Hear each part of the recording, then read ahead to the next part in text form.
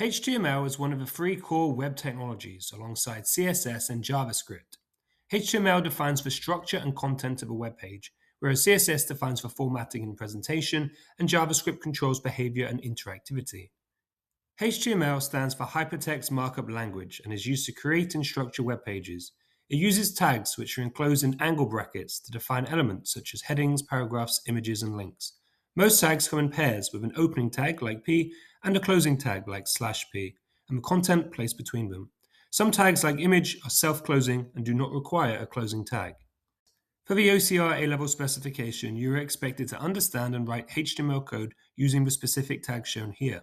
You may be shown a simple web page and asked to recreate it using HTML tags. That's a common type of exam question. This video will cover all HTML tags you need to know except link and div, which we'll cover in the CSS video, and form, input, and script will be covered in the JavaScript video. First, we will look at HTML head and body. These are structural tags. HTML is the root element that contains everything on the page. HTML must be the first tag on a web page and /HTML is the last. Head contains metadata, which is not visible content, and it also has a title tag and links to CSS. There are only two tags in the specification you need to know that are written within the head tags, and that's title and link. Body contains the visible content of the page. You are generally not expected to write out these structural tags as questions are more specific to parts of a web page rather than the whole thing, but you may see an extract of HTML code with these tags, so it's important to know them. The title tag is the title of a web page, setting the text shown in the browser tab. It is placed in the head tags. H1, H2, and H3 are heading tags.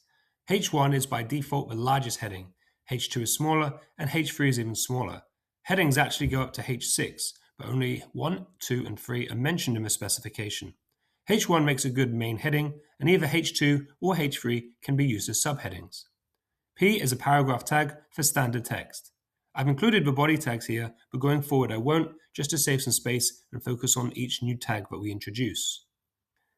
The image tag has no closing tag, but there are 4 attributes you may need to use. One of these is src. src defines the source of the image and requires the exact file name and extension in speech marks. Many pictures will be JPEGs, spelled either .jpg or .jpeg. They can be spelled either way. .png is another common image format. This image tag code here is correct, but questions may ask you to include further attributes. The alt attribute is used to provide alternative text if an image fails to load. It can also be read aloud by screen reader software, making it an important accessibility feature for visually impaired users. The height and width attributes define the specific size in pixels of an image.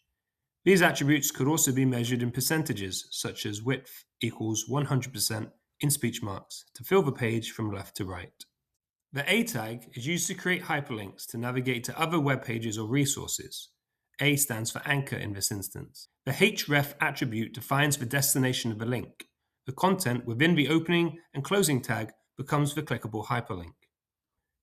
This first example links to a specific URL. This example links to another HTML file, such as a separate page on the same website.